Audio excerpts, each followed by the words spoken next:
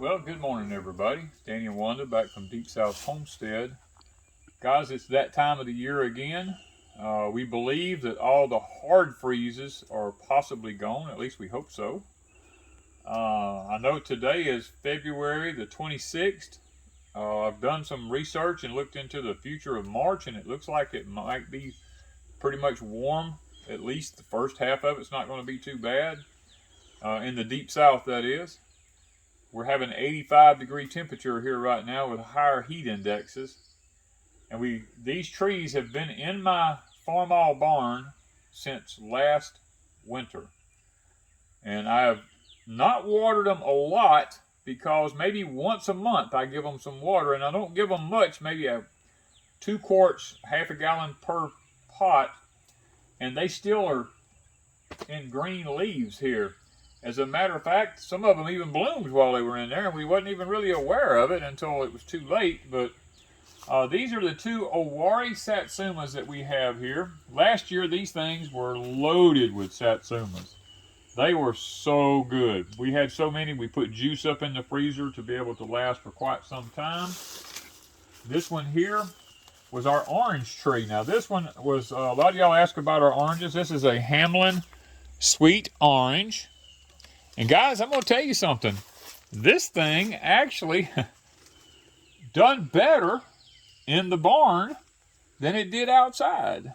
It's kind of got me a little bit concerned about that. I mean, the trunk has grown enormously in diameter in the barn. And then right here, you're going to notice there is a little sprout here that's got a lot of thorns on it right here. This was given to me by an individual who came here, oh gosh, Mr. Tim came here. Beginning of last year, maybe? Was it maybe the beginning of last year? Maybe further back than that. Yeah, a while. And he brought me, these were some cuttings that he brought me from another homestead that raises these things, and you graft onto them. And I spent about 2 years or 3, and it stayed in the other greenhouse. It did. I think it's 2 to 3 years ago. Mr. Tim and his wife were here. They brought this big school bus and stayed here to help us with some stuff. We busted firewood, done some different things. We live streamed at McDonald's, and y'all saw me at McDonald's. You find that video, you'll know who I'm talking about, because I don't go to McDonald's. But anyway, this is for grafting, and we got it from him. I have a couple of more of them out in the other high tunnel. I'm not sure if they're still alive. I think they are. For grafting, because if we pick one of these trees here that just is a fruit that we just really, really love the taste of, one of them be that Louisiana orange over here, I might graft them onto this just to have more fruit trees. But then beside it here, we have the Calamandan oranges. We have 2 of them here. Now, I actually have an extra one over by the cabin over yonder. I have sitting out over there. I actually have 3 of them. It's kind of a, I don't know if you want to call it a bitter fruit, but that it pretty much is. And what we do is we come along here. Now, these have been in the barn all winter. This is from last year. You can see where, you know, leaf miners has been underneath it and stuff like that. When I see these things, I just go ahead, before we even get started this year, I go ahead and just walk around the tree, take that stuff off, because that's last year's damage. Get it off of there so we know if we have an issue this year or not.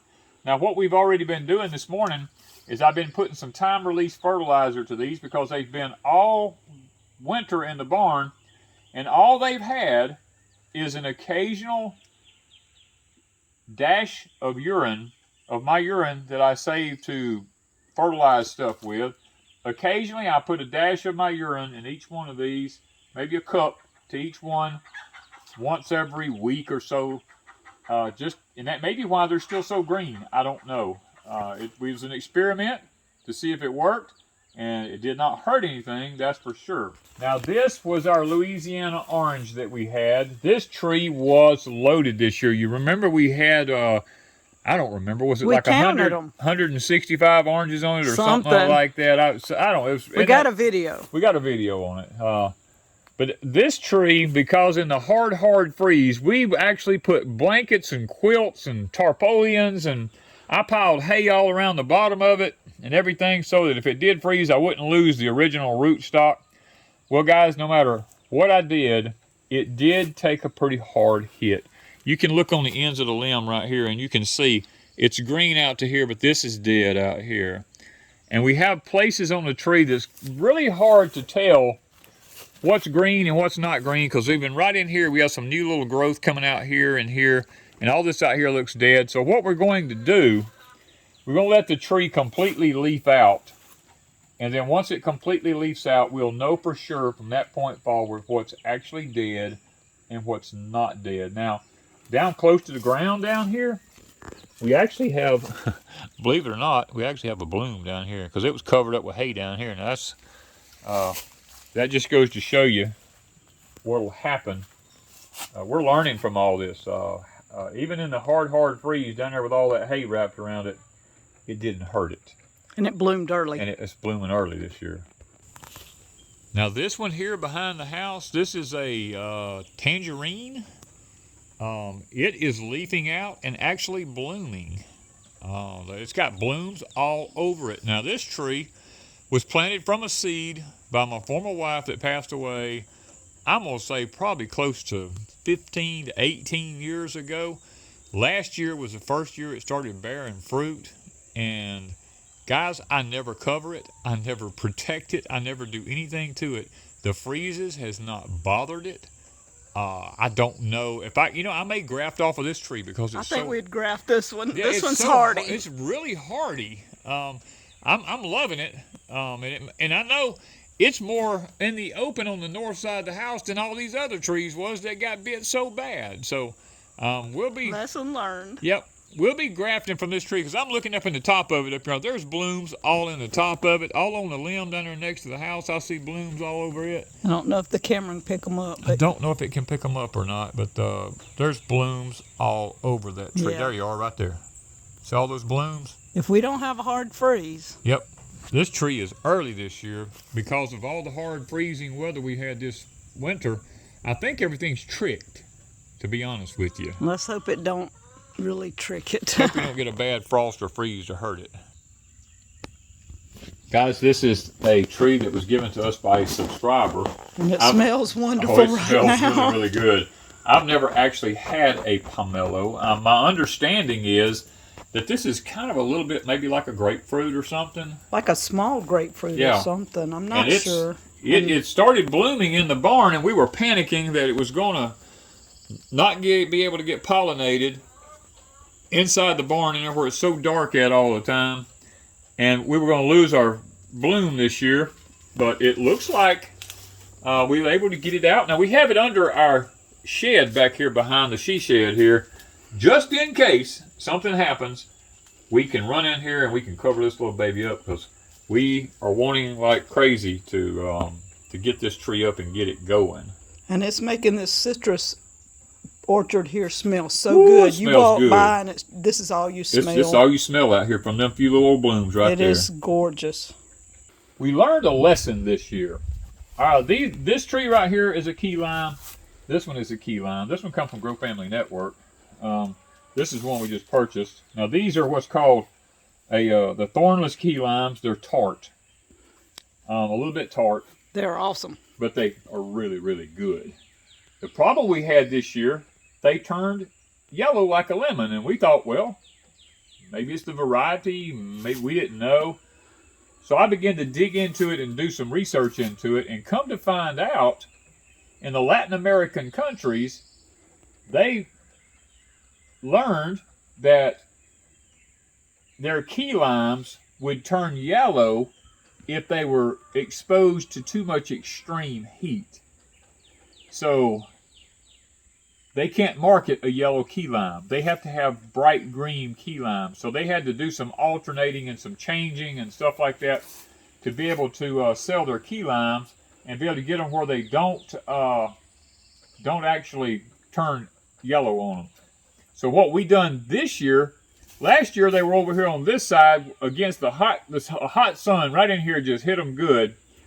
This year we moved them over against the she shed to where the sun we'll gradually hit them. Mostly be in the shade. We got a big peach tree here, and plus the buildings here, and it'll be in the shade of this most of the day, except for just late in the afternoon. It'll get a little bit of sunshine late in the afternoon. And this one actually bloomed out while it was in the barn in the dark over winter, and it never got pollinated. So I don't think that, but there's a couple of them right there. I don't know if they're actually going to take or not. But there's some over here. I'm sure the bees are going to find them today. The bees will probably be around here, and I don't know if these are just now hadn't opened up yet. Yeah, so we may get a few. We may get a few off of it, and maybe it'll rebloom. Let's hope so. Anyway, this one hasn't done anything yet. This is from Grow Family Network. Check them out. But look, it's blooming up there. Oh, it is. This does have a few little blooms on it. So it's fixing to start popping. Okay, so and that's you can a good see the thing. new leaf growth and stuff like that. So, and then right here we have a kumquat. This is a tart kumquat here. It's not the real sweet one. This one we had over at the cabin last year, sitting out over there, and we have the thornless Freedom blackberries in here with it. And guys, this thing last year was loaded with so many blackberries, and look at this already this year. Everybody kept stealing your blackberries, didn't they? Yeah, every time I turned around, my blackberries would come up missing because they're so big, and so they'll get the size of a quarter and be 2 inches long. They're just huge. And this produced a lot of kumquats last year, Oh, so yeah, did it produce? it's fixing to start again. It's done putting some new growth on up here and stuff. It'll probably start popping here now that we got it out in some sunlight. Getting some water to it, getting some time-release fertilizer in here on it and all. I think this one's going to do really, really good this year. Now, I had this tree completely covered with hay and a wire cage around it, everything. I had it completely covered, and the freeze still got to it pretty bad this year, but we do see some new growth popping out up here. Now, this is the Washington Navel Orange, and what we're doing is we're learning which trees can take the cold the best. And right now, this one survived. Down here I watched because I had hay wrapped around it and I had a little sprout coming out above the graft. I was going to let that go if something happened to the tree, but it looks like the tree itself is going to be okay. I'm just going to have to do some pruning back like we're going to do with the Louisiana orange. We're just going to wait and let it leaf out, and then we're going to go through and cut the dead stuff out of it. That way we don't make any mistakes on it. All right, guys, this is our improved Meyer lemon here. We brought it back and put it over here around the corner of the building here. It's kind of in a corner here because we learned from experience that the lemon don't like any bright, hot sun on it. So we keep it kind of partially shaded here. Like you can see right now, it's getting some filtered sunlight through here. And when the sun gets right up here, it'll get the direct sunlight. And then the hot afternoon sun, when it gets behind this wall, it won't get it at all. And last year, this thing had, I don't know, was it like 25 lemons on it, 27, something like that? It was a lot. A lot. And these lemons were big. That's the biggest lemons I've ever seen. Yeah, big lemons. It wasn't the little tiny lemons you get now in the grocery store. Not the little tiny ones you get in the grocery store. So we got, this one's going to be fertilized. We got it watered. And hopefully, it's going to start Cadillacing. Before Wanda and I got married, I had a tangelo tree growing down here by the chicken pen. That thing was... It was big as this. Only bigger around. Except bigger around. And we would get 200 and 300 tangelos off of that thing. Big, big tangelos. Well, then, a couple of years after Wanda and I got married, we had a really hard freeze come in here, and it actually killed the whole tree. And I actually snatched a tree up out of the ground and took it and, put it off in the woods and got rid of it. And one day, Wanda went out there and noticed there was a sprout coming up out of the ground from the root that was left in the ground. And she dug it up and brought it over here and planted it right here. And guys, this is it.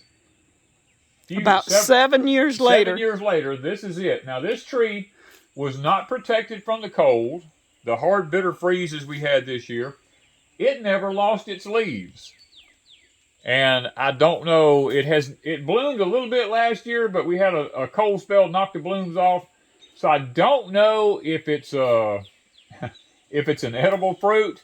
I don't know if it's an Osage orange. I don't know what it is.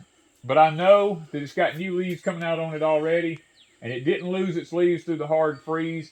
It's pretty hardy like the one in the back here. We're hoping that, depending on the rootstock that they used, we're hoping that it actually comes back to being edible fruit that is actually really hardy, because if it is, these are the 2 trees that we're going to begin to do our grafting from, so that we create a very hardy tree that can take these hard freezes and temperatures that we're having here at Deep South Homestead.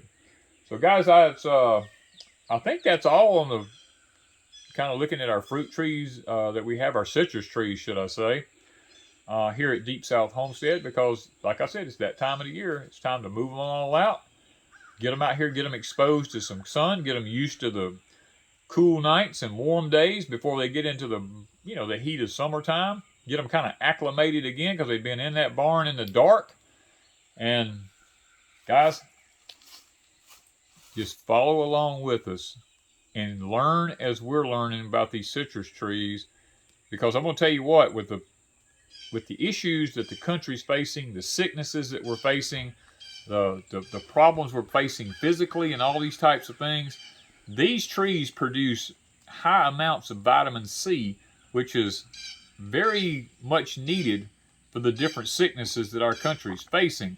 Now, lots of these, Wanda freeze-dried the peels on them, because we don't spray no fruit trees with nothing, literally nothing.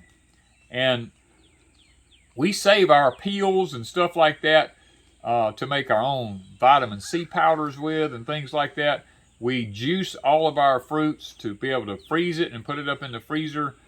We could actually freeze dry that if we wanted to and make our own powdered lemon, powdered satsuma or powdered whatever. We could do that. It is an option that we have.